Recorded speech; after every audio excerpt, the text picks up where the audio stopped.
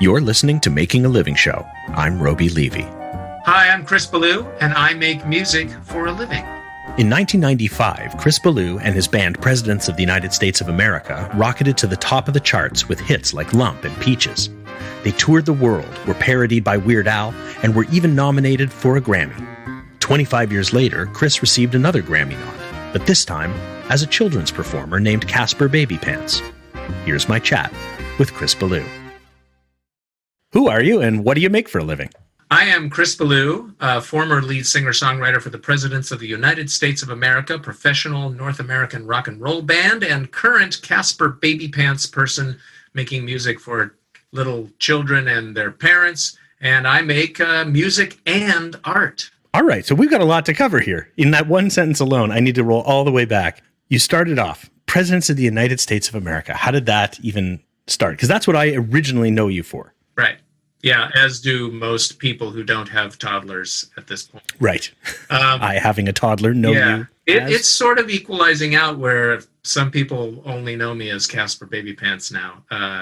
So especially the children that I started singing to when they were, 10 years ago when I started. Now they're old enough to really just know me as Casper Baby Pants. But Presidents started as many of all the bands I'd been in up to that point started, just something fun to do with friends to alleviate the boredom of a pre-internet world. What are we going to do? Tuesday night, let's play a show, or let's go down to the Pike Place Market, the farmers market in Busk, or, whatever. It was just a way to keep life interesting. And so I had a series of bands that were all about just keeping life interesting, and Presidents were one of them. And it just happened that the timing, I think, of the mood of the music we made and where we were coming from in Seattle and everything dovetailed in with the grunge times and the sort of maybe a little restlessness to get back to the party, to the fun times, and not to disparage grunge.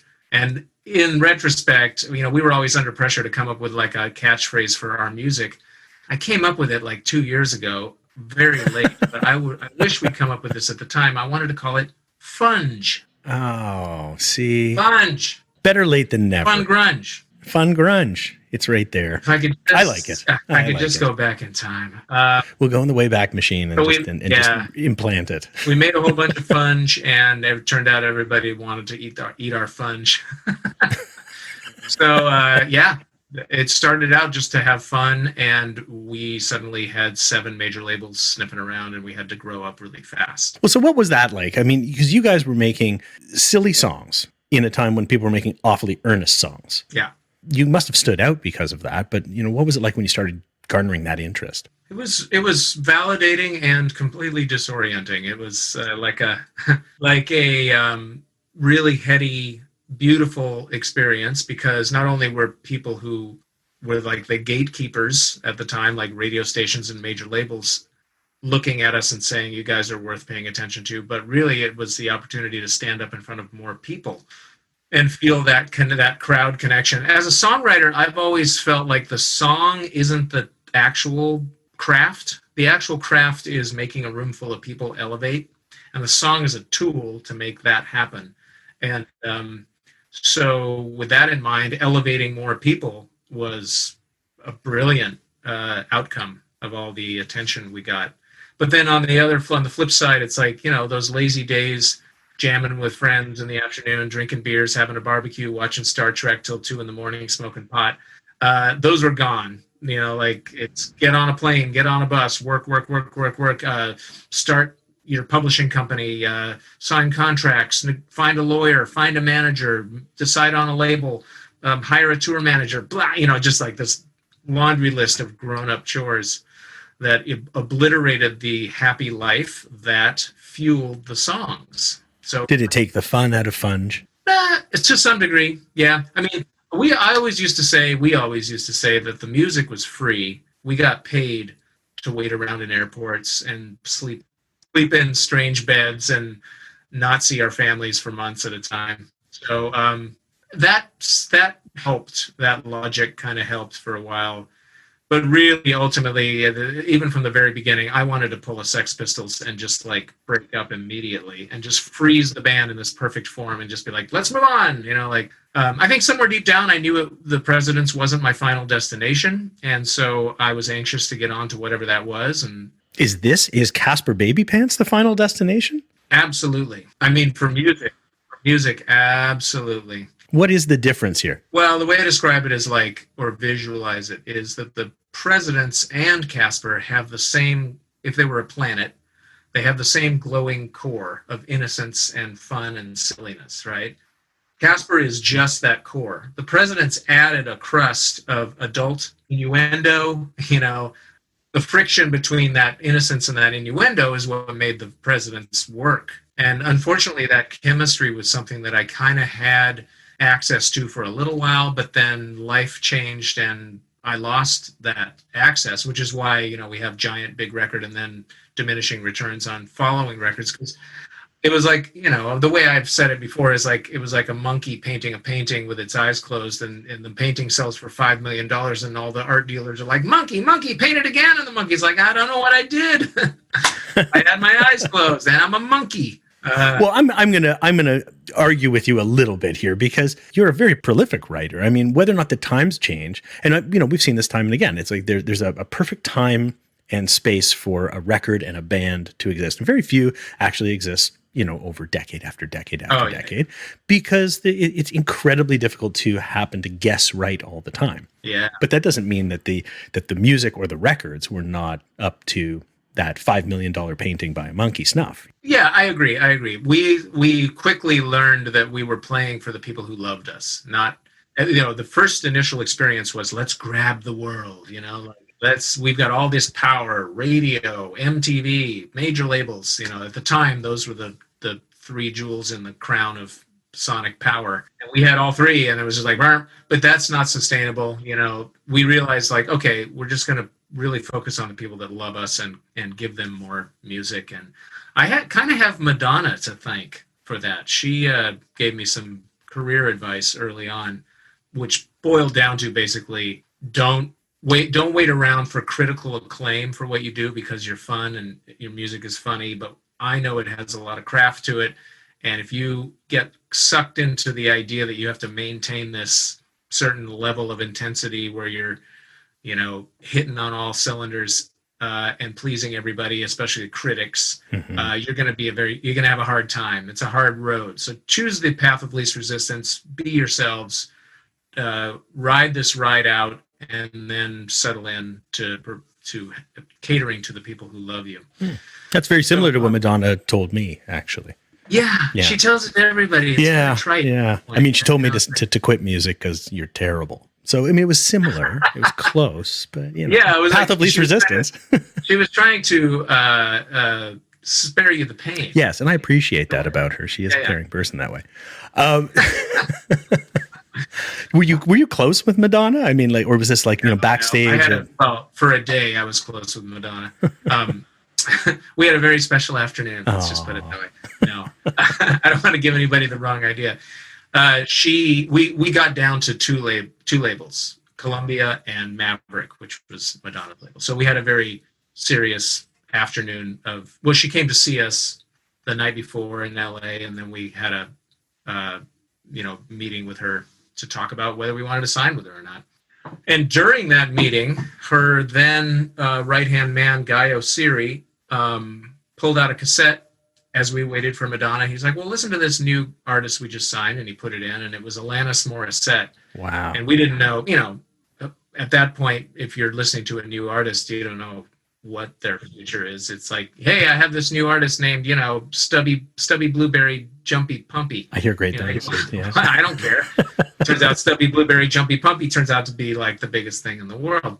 I just heard it's Alanis Morissette's 25th, I guess, what is it, 25th anniversary of that Jagged Little Pill record. It's like this we year. Just had ours, so it would so it would be similar, yeah. Anyway, so bottom line, we came down to those two labels, and we didn't know which one to choose, and a couple factors pushed us toward Columbia. But in retrospect, if we had signed with Madonna, we would have been the stepchild to Alanis Morissette's raging success. So we made the right choice. Yeah, that does That does make its own sense. I'm kind of curious.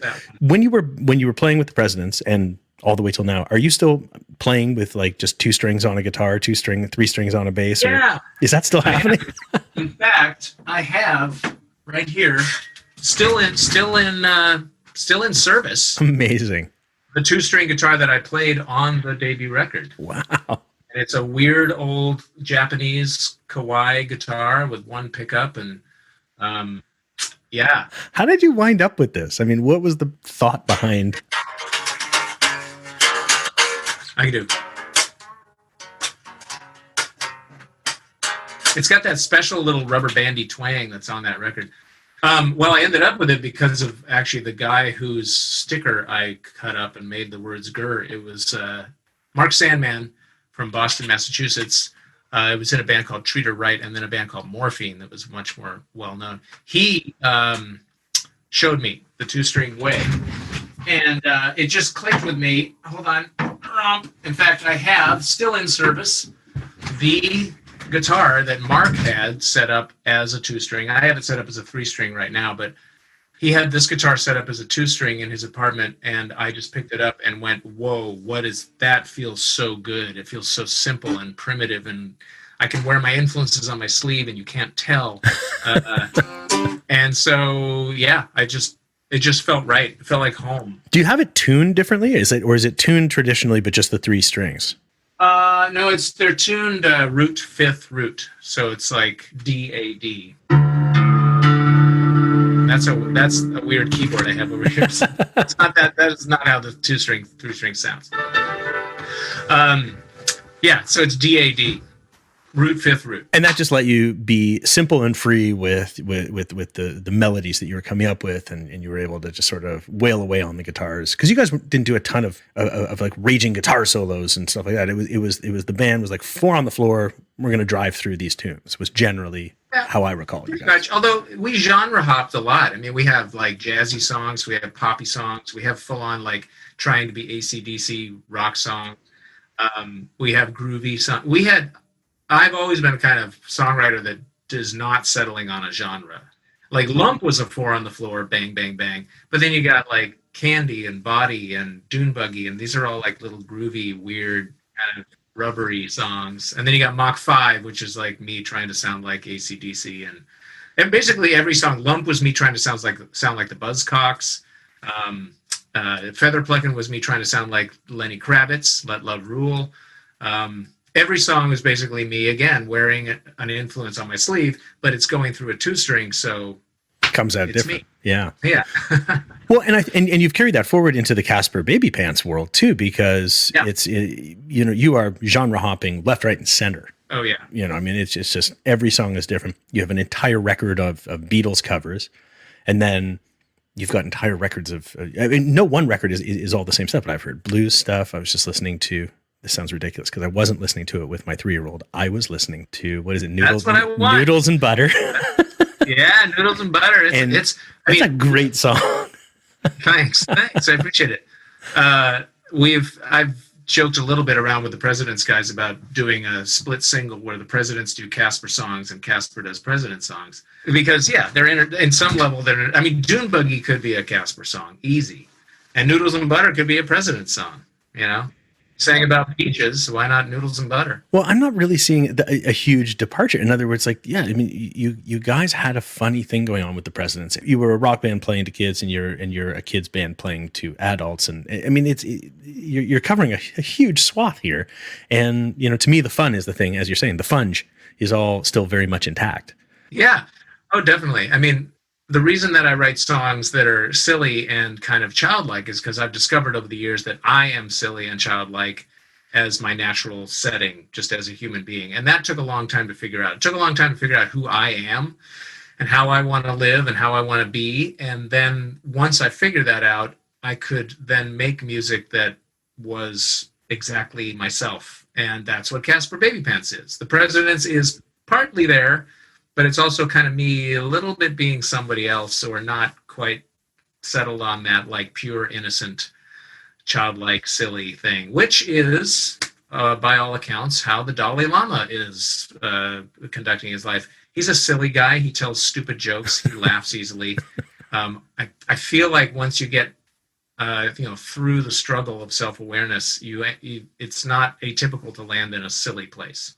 So I guess I'm trying to show people what it sounds like to be on the other end of the struggle and have arrived at your destination of happiness, and that transcends age. You can show that to a kid and you can show it to an adult, because you're just showing it to humans. You're not showing it to any particular human. You don't. And the other thing I love about making kids music is I don't ever have to be cool again. I don't have to be perceived as being cool. I don't ever have to have a hit. I have no hits. I mean, I have hits within the community, but no hits. It's awesome. Yeah, I mean, that must be a huge weight off of your shoulders, because back in the day, of course, there's that pressure, as you're saying. Monkey, paint another fabulous painting. Yeah. But there's a certain appreciation just in general for a song that comes across. Again, when I heard the first Casper stuff, I didn't know it was you. Oh. I knew it was someone that my wife found, and we had been listening, a lot to, a combination of the Wiggles and the Frozen soundtrack over and over again. Oh, Frozen. Yeah. I still have never seen Frozen. You know what? It's pretty good. My sister is an actress and was Elsa on Broadway just before all of the COVID stuff. So, we went down and watched it. And of course it, very much affected our 2-year-old, and, and she became obsessed with it. So, when your aunt is a Disney princess, you play the record a bunch. So, we were desperate for something that wasn't Frozen and wasn't Wiggles. And my wife found those. And I was just sitting there going, well, they're kids songs, but they're not kids songs. They're like, these are hilarious. There's jokes, the penguin moving to California. And, just hilarious stuff. And that's why I looked you up. And that's when I figured, I'm like, oh my God, it's Chris from Presidents. And I couldn't believe it. Well, I like to joke that, I don't actually make kids music. I make parents music, but there's no genre called parents music. So no, but this would start that for sure. I'm the first parents musician. I actually do a show on the side called Casper Adult Pants, and that's a show at a bar on a nighttime at a bar for parents only, no children. People are drinking, and I play Casper Baby Pants songs and make the crowd behave like toddlers and do call and response and stuff like that. And maybe I'll slip in one President song at the end or something, but it's really, really fun. I turn up the distortion a little bit, turn up the volume, it's more rocking. But it's still just me with a guitar. Can I make a request for Bad Blue Jay the next time you do that? Oh, yeah. Oh, sure. Yeah. That song. Yeah. And so that's really fun. And people, I did it. I sold out this club in Seattle. I didn't know if anybody would show up or if it would work. Or I've done it like 3 times now, and it's kind of awesome. That's amazing. Well, and I'm not surprised. That's exactly what the music is. It's like one of those animated movies that adults go, it's the kids love it, but there's a lot of stuff in there for the adults too, for the parents, and that's how I think of your music. And you're alone in that category, because I don't know too many that are actually in that category. Yeah, there's a pair of songwriting duo out of Canada called Big Block Sing Song. And they make videos. They have a little 2-minute video. Their songs are all 2 minutes, and they have these 2-minute videos, and they all have the same look. There's somebody else that does what I do, and they are phenomenal. I've been in touch with them. I've emailed these guys. I've been back and forth. I wanted them to make a video for me, but they were like, well, our look is our brand, so we're not going to do that. But we have stayed in touch, and I have so much respect for them. So check out. I will. I mean, you have a lot of. There's 2 volumes of Big Block Sing Song videos, and I listen to Big Block Sing Song in the car all the time. It's so good. Are you ever worried that you might you might start poaching their ideas? They might poach your ideas. I mean, well, I have a song on one of my records called Moody Susan, and it's totally me writing a Big Block Sing Song. It's the song that I wanted them to make a video for, and it's 2 minutes long. And it very much has their vibe, and it's an homage. It's an homage, yeah, exactly. Yeah. I'm not ripping off anything, or covering them. I'm just again, wearing my influences on my sleeve. So, talk to me about inspiration. You've written so many songs. How many albums have you put out as Casper in the last 10 years? I've put out 17. including 2 Beatles cover albums, 2 lullaby records, a holiday record, and the rest are just a mix of originals and traditionals. And then I have album number 18 called Happy Heart is coming out in just about a month, November 13th. That'll be my second pandemic record. I'm putting out records during a pandemic because people need fresh stuff, you know. Is this where we do the whole "I hope it goes viral" that joke? I'm going to cut that out. Too soon. Episode. Too soon? Yeah, too soon.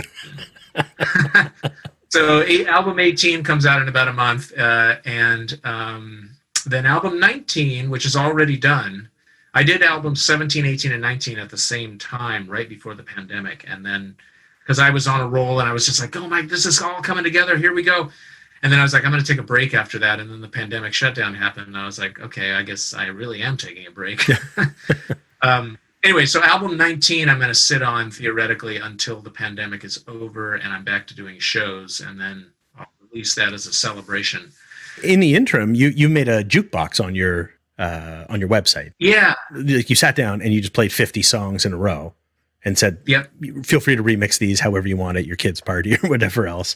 Yeah, they're me in the studio here just playing the live versions of what I do live. I have about an arsenal of, like 55 songs that I mix around for live shows. And I didn't really want to do the whole live show on streaming kind of thing. It seems like a facsimile of an experience. And I just didn't want to deal with all the technology, and I needed a technology break really badly when the thing started. So I was like, I can't learn this.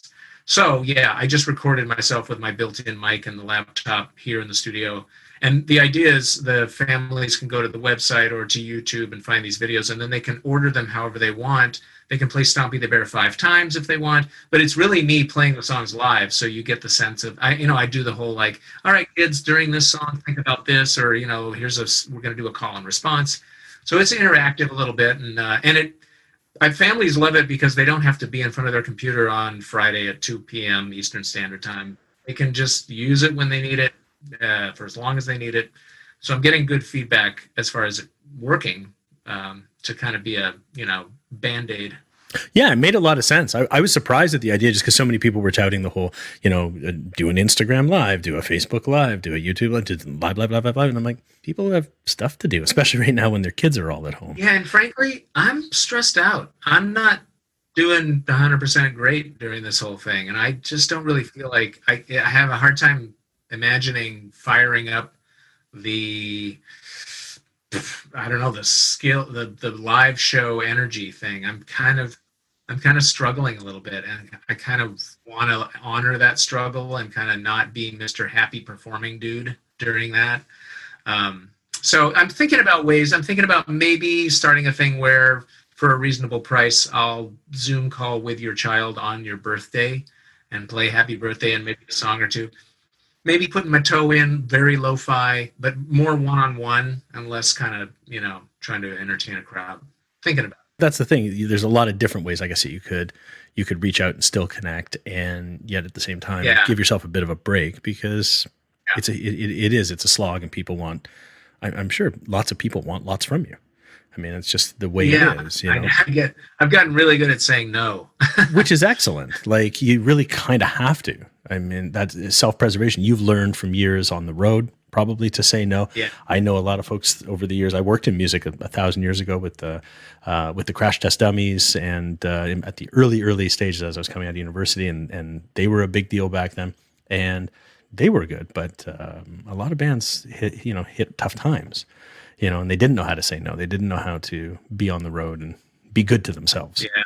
I mean, I kind of tore a page out of Pearl Jam's playbook after seeing that PJ-20 movie. I really was like, wow, those guys did a really good job protecting the core, not even the band, but just the core experience, And so when Casper time came around, I was like, I want to do the same thing. And, I love saying yes, though. I say yes as much as I say no. Let's just say that, You pick your moments. Yeah. We didn't do that in The Presidents. We made our second record too fast and kind of fell under the spell of the record label who wanted to capitalize on our momentum, and our manager, to her eternal credit, said, "Don't, you got to stop." And we didn't stop, and we just sort of like ran on fumes and crashed and burned.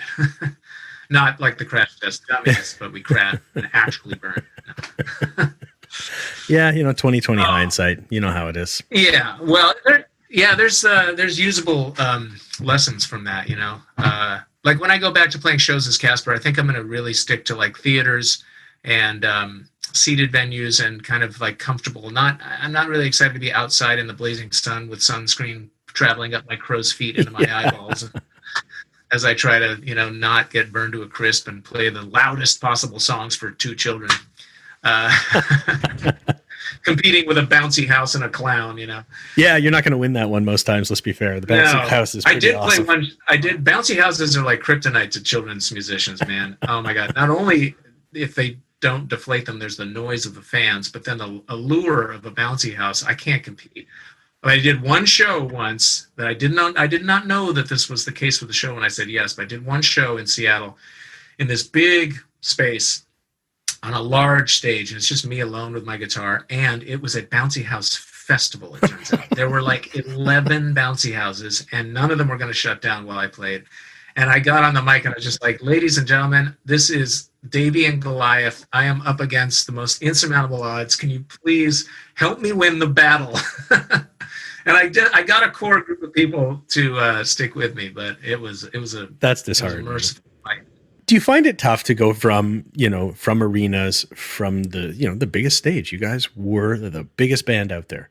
Are you finding it an odd transition? Have you found it weird to play to children who may be more interested in a bouncy castle or a clown or face painting at the time? Is that tough to take, or is that something that you've come to peace with? No, the tough to take one was playing for tens of thousands of people on an abandoned racetrack in Germany where you can't see the end. That was weird. That was out of place, or it didn't feel like a comfortable, spot. So I came up, playing in the street, playing in coffee houses, playing for small crowds, engaging with small crowds. Even the early days of the Presidents, the crowds were small. They were, repeat customers knew our gags, and we all had an interaction. Then translating that to a large stage was virtually impossible. You can't have banter with 50,000 people. So that shut down a certain part of the experience that I missed. So getting back to playing to, a room full of 150 people, or even at the beginning of Casper, playing for like 20 people in a fluorescently lit library meeting room was more thrilling than playing for a faceless, nameless crowd, because they're right there and you've got to engage and have a dialogue. And, like I said, the songs are there to make the room elevate. It's harder to elevate 50,000 people. It's easier to elevate 50, So, it was more of a case of being a fish out of water during the rock star times. You've said that Casper is sort of this is the pinnacle. This is what you want to do. What are you hoping to convey, to leave behind? What's sort of is there a legacy you're hoping to leave behind with Casper? Or are you at the beginning, or are you rounding the bend with this? Well, if I want to talk in the dreamiest, grandiose sense, what I want to leave behind is music that saves the excuse me. Getting choked up? Yeah, no. I'm joking, but I'm not getting choked up. I want to leave behind music that saves the world. Meaning, I want my music, or I'm intentionally making music that helps, is a piece of the puzzle that helps a parent-child relationship be loving and empathetic and peaceful. And it's a moment where, like, a parent and a child can share the same aesthetic experience. And so it's, again, a piece of the bigger puzzle of children growing up in loving, empathetic, supported environments, thereby creating adults who aren't dealing with the PTSD that is associated with growing up feeling unsafe and uncared for and verbally abused or physically abused. That crop of humans, unfortunately, is kind of, to some degree, permanently broken and can't be repaired 100%. But if you nurture a little human from the beginning and tell them that they're safe and they're taken care of, and then that they're worth investing in, then you've got a healthy adult. So, and that's, I guess, how we're going to save the world. We need a crop of adults that are empathetic and can have the imagination to imagine their circumstance and someone else's at the same time, like to hold two different realities. It takes imagination, and sometimes I think our leaders do not possess that kind of imagination. So, I'm trying to do my part to save the world, and it sounds kind of like I'm Neo in the Matrix, but sometimes I feel like I am. This is pretty lofty goals, whether it's for children's music or music in general, or really for anybody. But who put you on the path to doing some of the children's music? My understanding is that your wife is pretty instrumental in pointing you in a bit of this direction. Is that right? Yeah. Her artwork. Well, I'll show you. I'll give you a exclusive sneak peek at the new art. Nice. This is the new record. Yeah. Nice. That's the new record coming out November 13th. Her artwork really spoke to me, and I just realized I wanted to make music that came from the same planet as her artwork. And so I did. It was another example of wearing my influence on my sleeve, imitating something that I admired. And when I did it and listened back, I realized this is it. It's kids' music. And I immediately felt this like rush of relief. Like I found it. I'm also, like I said before, like no more hits, no more cool. It's a way of being in service to the world, like saving the world through getting parents and kids to be in the same room with the same music instead of having to go to different parts of the house because it's an assault on the parents' senses. So it just scratched. Oh, and also getting to sort of use old music, like old nursery rhymes and folk songs and prison work songs and call and response songs from way back in a new way, like having a connection to history, which is something that I always wanted but couldn't find really in pop music and alternative stuff, whatever you want to call what the presidents were doing. I mean, there was some of that. We had our country songs and our rock songs, but it was a little more tongue-in-cheek, and now I kind of feel like I'm honoring those old sounds because I feel like any old song that kind of exists still through oral tradition, it does so because of a certain inherent human connection to that melody. And so I like sort of dipping into that trough and making something new. So it scratched that itch. It just scratched every itch. And so I really have her artwork to thank for it. And so that's why she's done the artwork for every single album. And we write songs together and we do books together that have songs that go with them. And so it's a real like symbiotic relationship in so many ways. And by the way, her name is Kate Endle, Endle. If you go to kateendle.com, you can have everything Kate Endle: books, prints, magnets, notepads, original art. I don't know. Yeah, the link will be in the show notes for sure. So definitely check it out. Cool. When you say you guys are making these things together, are you guys the only ones making them together? Are you doing this all on your own? Like because for lots of your music, you've got videos, you're recording it. Are you doing all the production at your own house or by yourself? Is that who's doing it all? In this room, yeah. And in her studio. Yeah, we have a publishing there's a publishing company called Sasquatch that publishes the books. But album-wise, it's DIY all the way, which is another way that I have gone back to my roots and back to my true self. My initial experience making music was totally DIY, and I'm back to it, and I love it. I love being the auteur of my own destiny, as they say. Like, I make all the critical decisions about album art, running order. I master the records. I write and record the songs, obviously. I engineer that. I play all the parts, with the exception of a few guest musicians here and there. And so, yeah, it's a full-on DIY thing. I run the distribution, the promotion, make the videos, or hire out people to make them and collaborate with them. So, yeah, that's another reason I think I needed a break after making 3 records at the same time. My brain was fried. A little burnout after that much output. Yeah. What do you do to kind of replenish? Other than when you say you're going to take a break, and obviously take a break from the digital stuff makes a lot of sense and from actual output, but what do you do to recharge? Well, right now, and I've gone through periods of recharging before. This is a cycle I recognize from my life. Like, there's chunks where I just don't want to be goal-oriented with music, or anything like that. So I'm in one of those. I'm playing piano every day or guitar just to play, and that's a really hard fought place to return to, because when the Presidents hit it big, I could not just sit down and play something at a piano. I would get so wrapped up in, is this a hit? Am I letting the greatest idea in the world slip by? And I'd get desperate about like collecting and cataloging, little fragments. I'm not doing that anymore. I'm not recording anything. I'm just allowing myself to be in the moment, play.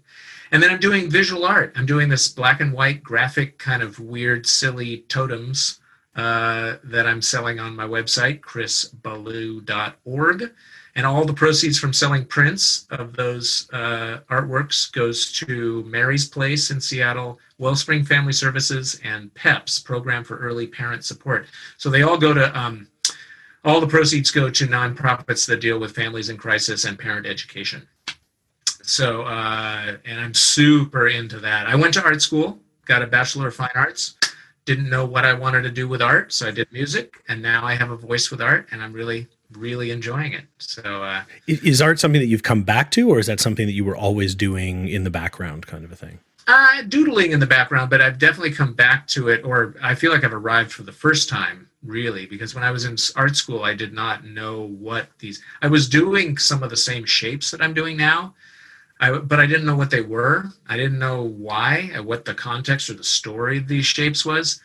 And I figured it out, and now I know. And so it's almost like another Casper Baby Pants experience of like arriving at a destination like, oh, wow, whoa, I have a whole vocabulary, and it's very clear what I want to do and how I want to, communicate ideas through it. And so it's just exploded.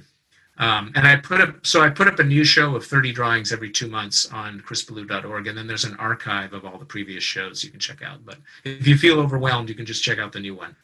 So yeah, I feel like I might be starting a third chapter, a third phase as a visual artist, but we'll see. I'm not sure. You have kids, yeah? Mm-hmm. Yeah, but they're older, right? They're not toddlers or anything like that. You have no, they're 23 and 19. So they would have been long since past sort of being interested in toddler kind of music when you started actually getting into music for under 10-year-olds. Yeah, they were. Yeah, right. I mean, my target is 0 to 6-year-olds and their parents, but they're into it enough because, like you said, it's just me trying to make music I like and has integrity and stuff. So on some levels, I mean, on this new record, Happy Heart, there's one song that is based on a poem that Augie wrote when he was little. My daughter sings on 3 songs, I think, doing backup vocals. They're still involved, so it's a family affair. Yeah. They're still involved, even though they don't know. Augie didn't know I did this song based on his poem. But and Josie actually co-wrote a song called I Don't Remember This Song. And ironically, she doesn't remember coming up with it, but I have an audio recording of her and I making it up from when she was little. And I came across it one day and I was like, oh, I'm going to finish that. And so she's a co-writer without knowing. She doesn't remember being a co-writer on a song about not remembering a song. So, woo! This could be her college fund. Yeah, I'm just saying. Well, I don't think so. College. Woo! What's the biggest challenge dealing with all of the different elements of this and doing the creative components of it? Because you're awfully prolific. I mean, not just in terms of this volume, there's also a huge amount of quality. You're doing all of these videos. You're doing all of these performances. You're doing visual art as well. How do you find time to do any of the business side of this stuff, or do you do the business side of that stuff? Is that mostly farmed out? I do it, but I do it to a bare minimum. I don't do as good a job maybe at bookkeeping and that kind of stuff. And I'll screw up booking shows every once in a while. I'm not the greatest booking agent in the world. But lately I have discovered, to avoid getting into sort of a frantic mode, like I'd be in the studio frantic, but then I'd also look at my computer and be like, gotta solve this business problem. No, I gotta play this key, the accordion part. And I would get all like crazy. And so I've learned how to just turn off when the creative comes knocking, I turn off the business stuff. I just wait. It can wait. So it's just a matter of like, because I used to want to reach the end of every day with like a completely clear desk, like no open tickets, as they say in the world of business. But I realize that's just not possible. I got to leave a bunch of open tickets on the table at the end of the day, and they'll be there in the morning, and you will die with a full to-do list. Yeah. It's not like you're going to be like, well, I did everything I had to do. I'll just wait around for the next 40. Yeah. I'll just wait around for the next 40 years to pass away. Yeah. Are you on the social medias, the mediums? Not really. I'm not. I mean, I'll go on an occasional deep dive on all my old college friends and what they're doing. We have our own site. That the era of people I went to school with in the like mid '80s have a Facebook page, and so that's kind of fun every once in a while. But and I don't. You can send me a Facebook message, and I'll see it in 6 months because I check my messages maybe twice a year. So these aren't places that you're using. You're not promoting your stuff heavily on. Oh yeah, that's all I use them for. If I didn't use Facebook to promote my stuff, I wouldn't use it at all. Same with Twitter. Now Instagram I like because Instagram feels like a rolling art show. Like I can put my art up there and I can get feedback. It's almost like having being in art school and doing a critique. Where you put your work up and a bunch of people sit and talk about it. It's a little bit like that because I can kind of gauge by reaction, like what's resonating with people and what's not. And that's super useful because I'm really not shy about asking for opinions. In the beginning of the Casper Baby Pants thing, for the first 4 records, I sent CDs out to 40 test families and I got feedback, basic stuff like just yes, no, and maybe, or indifferent, like no reaction. Like, yes, no, yes, you should quit. Amazing. Yeah. No, this song didn't really resonate with us, and this song is, it didn't make an impression one way or another. And so I did that for a couple years until I inherited a sense of like, okay, I know what's working and what's not, and now I don't need to do that. But I read a book about Sesame Street. They did that in the beginning of that show. They got children in a room with a bunch of toys. It's kind of like the bouncy house thing. There's a bunch of toys in one end, and then there's the TV with Sesame Street clips on it in the other end. And they tweaked those clips until they drew the kids away from the toys to what they wanted to, what they were trying to do on the show. So anyway, I feel like for creative people, don't be shy about asking for real reactions from a lot of people. Don't be afraid of something you're proud of not working, because nobody cares. Like I would get so caught up with like, oh, I use this funky chord in this song. I use this chord. And like nobody cares about that chord. They only care about the like sort of broad stroke of the song, right? Is the song getting them? And so you have to be ruthless in the end. If you really want to connect with people, you have to be a ruthless editor of your own egotistical connection to your creative output. That's true. Some of the best folks I've ever worked with, be it on video and film side or in advertising, they are their own harshest critics. And it's not so much that they're hard on themselves, they're hard on the work. They are insistent that it be excellent. And if it's not excellent, then there's nothing that's sacred. They'll throw something out, they'll change something, they'll go a different direction with it, and they'll see if there's something better there. You don't always have to see the end result, but you have to know that there's another option, another direction to go, and see if that's worthwhile exploring. And because sometimes you're making this stuff in a vacuum. Yeah, I know it's tricky, and it takes time when you're in a like me working alone. I need lots of time. Like, in fact, I haven't listened to the 19th album, which was the one that will come out after the pandemic.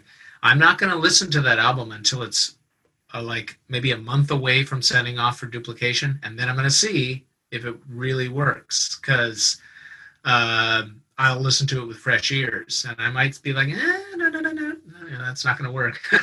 But I'll be a lot more open to it when I forget about all the work it took to make it. So time is a huge factor. Yeah, it's good to take a little bit of a break from that thing that you've devoted so much intense time to, and then come back to it and see if it's still hitting you or if it's hitting you in a new and different way. I notice you're saying that you're pressing records. Are you pressing vinyl? Are you pressing CDs? Yeah, I have vinyl. I have three collections. I did Casper Baby Pants, kind of like, I did one called Fun Favorites, Happy Hits, and Best Beatles. So it's kind of like little collections of sort of the most popular songs. And I actually went back and looked at the feedback from my test families for some of that to figure out some of that. And I looked at which songs have been downloaded the most. I really looked at like people's reaction, and then I just went with some that I really like. So I kind of mixed it together. But yeah, so there's 3 vinyl collections out, and they're rare. I think the first 2 are out of print. Best Beatles is still in print, but you might be able to find them. Easy Street Records is a record store in my neighborhood that does my vinyl selling and shipping for me. So go to Easy Street online and see if you can find that Casper vinyl, but do it fast because it is running out and it's very limited. I did 500 of the first 2, Fun Favorites and Happy Hits, and I only did 1,000 of Best Beatles, and that's it. So all in all, you seem like an awfully lazy person who doesn't get a lot done. Yeah. What keeps you motivated, honestly? I mean, you've done so much, you've accomplished so much, you've reinvented yourself at least twice, and perhaps you're on the way to even a 3rd iteration. Yeah. What's keeping you going? What's keeping you plowing forward and interested in continuing to put things out into the world? Well, it's being in the moment and being creative. Just sitting down and drawing it's like I'm a kid again. I'm just sitting and drawing. It's just a very simple thing for a human being to do that kind of turns on your mind and makes you feel alive. And then it's a matter of, so that's the motivation, is just being in the moment and being creative. Then I look at the stuff and be like, well, is it shareable? Does it have enough integrity to be worth someone's time? I really have always been super allergic to mediocrity. I just feel like cluttering the world with more kind of just noise for the sake of noise or visuals for the sake of visuals is unnecessary. There's just too much. So I really hold myself up to doing my best. And it may still be mediocrity compared to, others in the field or whatever. But once I've done my best, I feel like I can release it into the world. But the journey up to that point where I decide it's ready to go out is just about being in the moment and happy pushing a pencil around, So I don't think that will ever fade. There's that great, have you seen, what's the movie about the guy that loses consciousness and comes back from some experience? He comes back from like a car accident experience and the Beatles don't exist. Yeah. Yesterday. Is that what it is? Yeah. Yeah. In that movie, there's that scene where and spoiler alert if anyone hasn't seen it, but there's the scene when he tracks John Lennon down, who was never assassinated because he was never that John Lennon. And he tracks him down in this little shack on a kind of windswept, beachy piece of land. And he's just in there doing little doodles and watercolors. And he's got, art supplies around. And he's not doing it for anybody. He's just doing it. And I cried at that moment in the movie because, number one, it's so beautiful to imagine him alive. And number two, that portrayal of an artist just doing something for the sake of doing it is beautiful, like in the middle of nowhere. Welling up right now. I'm a little verklempt. Yeah. plus, today is the dude's 80th birthday, and I actually happen to have a snapshot of John Lennon from August of 1980. Wow. While he's making Double Fantasy, there's Yoko, and that guy was a friend of a girlfriend of mine in college. And he gave her this picture, and she gave it to me. So this is a one-of-a-kind picture of John Lennon holding court in the lounge of the studio where they were working. I figured out it was August because there's a copy of Billboard magazine right there. And I got a magnifying glass, or actually I turned a pair of binoculars backwards, which makes a very intense magnification. And I found that issue of Billboard. It's August 1980. So I think this is sometime in August or September.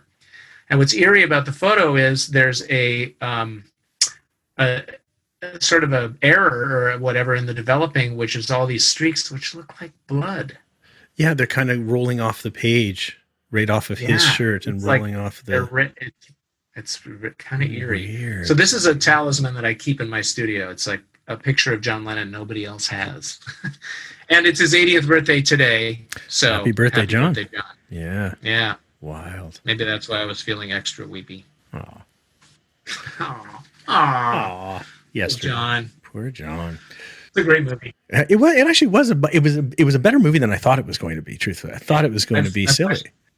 I've watched it twice, and I'm sure I'll watch it again. Yeah, it's a lot better. It's a lot better than the trailer shows it to be. Like it looks quirky and silly, like But no, it's actually pretty good. But that makes sense because who directed it? I can't even remember right now. But I don't know. Yeah, no. I think it was anyway. I'll look it up. But yeah, I mean, I think it was a pretty A-list director. I'm fairly certain. What's it called? Here, I'm gonna look up quickly. Yesterday, George Lucas, maybe. But no, but like that though. Oh, really? Yeah, Danny Boyle. Yeah, Danny Boyle. Danny Boyle directed. Yeah, it's a big time director. Did he make Batman movies? No. Okay, I don't know.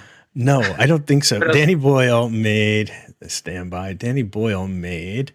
Did he make Batman movies? No, he made Trainspotting, Shallow Grave, The Beach, 28 Days Later, Slumdog Millionaire. Yeah, so he's that guy. He's a heavy hitter. Yeah, he's a big time. So I mean, you knew the movie was going to be crafted well. Like I thought it was a very light subject matter, and then it turned out to have a nice, interesting message, and I quite liked it. But just that moment alone, him finding John Lennon was again just so worth the price of admission. I loved it. Agreed. So what kind of advice would you give to somebody who's interested in getting into music, interested in getting into children's entertainment, or for that matter, even interested in reinventing and just doodling a little bit and doing their art? Well, I'd say the first thing you need to do is know yourself. Like, what do I always think of it as like this exercise where you sit in the moment, like right now, and you say, is this good for me or bad for me? Like, yes or no. Am I feeling it or not feeling it? Okay, I'm not feeling it, so I'm going to do something else. So like if I was really not feeling it right now, I'd be like, I'm not doing any more podcasts. This is not something I want to do. It doesn't help me. I feel bad doing it. I don't. I feel good doing it. I'm taking this personally. Yes. Yeah. But anyway, the idea is like you sit in yourself and check in as you navigate through environments and people and collaborations and ideas even. How do you feel about it? Like, say you have an idea like, maybe I want to design furniture. So let's get out some paper. I'm going to do some drawings about it. How do I feel while I'm doing this drawing? Is it good? No, I'm not feeling it. Okay, no. So keep looking for the yes turn off, the yes fork as you experiment. And don't be shy about experimenting with things you might feel are too far of a stretch for you. Try it anyway and just check in with yourself. So if you have a dialogue with your intuition, you can try a bunch of shit and see if it works and find the places where you say yes and then follow those and then get finer and finer point on it. Like, well, do I like this kind of blue or that kind of blue? And if you don't use your head as much, but you use your interior messaging, you'll figure out the answer. And it may not be the answer you want all the time, but it's the truth. The truth coming from you as a human, not you as the story of yourself, coming from inside. Like, how do you feel inside yourself? At ease, not at ease, right? Yes, no. So you take enough yes forks and you reach eventually what I like to call, wait for it, because this is going to be the title of my self-help book. You reach your yes-destination. Nice. You heard it here first, people. Chris Ballew's Yes-Destination World Tour coming to a town near you. I like it. Yeah, I like it too. Your yes-destination. So, and I've reached my yes-destination, and that takes a long time. And it takes, maybe you don't get the yes or no answer until you're deep into something. You might get deep into the long road of work toward a goal before you actually reach the goal and then look at it and go, nope. So that's why being at ease in the moment is so important, because if you do that, if you do the whole arc and the answer is no, but you enjoyed the arc, then at least you have that. It's like the Robert Altman School of Filmmaking. His idea is, let's just have a party and we'll make a movie, and at the end we either have a brilliant movie or a terrible movie, you know? But we had a great time. And really, having a great movie or a terrible movie is to some degree out of my hands, right? I just have to enjoy the moment. When I get there, it was either brilliant or not. And there you go. So that's my advice to people, to all people, not just creative people. I mean, everyone. So, Chris, where can people find you? Yestination.com. No. We got babypantsmusic.com for all things baby pants. We got chrisballew.org. It's BALLEW.org for art and meditation music that's free that I've made, and Sampledelic music, which is this silly electronic music that I made for like 10 years. It's all free. And the prints of the artwork are on sale to benefit nonprofits. And then what was the other one? I think that's it. Oh, and kateendel.com, my wife's stuff, which is amazing. If you need to, if during these pandemic times you want to redecorate the baby's room, bam. So there you go. Those are the three. And Kate Endel is spelled Kateendle. And Endel. I thought her name was Engel when I first met her. So it's good you've got it right now after being married all these years. Yeah. What's weird is there's a auto body shop, or kind of a gas station / auto repair place on Vashon Island where we live, called Engels. And every time we drive by Engels, I'm like, look, it's Engel with a G. And she's like, Engel with a D. So we're still figuring that out. You'll get it in the next 10, 15 years. Yeah, we'll figure it out. Been married to 10 years, we'll figure it out. Nice. Well, Chris, thank you so much for being on the show and sharing with us how you make a living. My pleasure. Yeah, I hope it was useful. Subscribe to Making a Living Show on Apple, Google, Spotify, Stitcher, and pretty much anywhere else you get your podcasts. For more on the show, visit makingalivingshow.com and follow along on Instagram, Twitter, Facebook, and YouTube. Making a Living Show is produced by Next Exit Media and hosted by me, Roby Levy. Thanks for listening.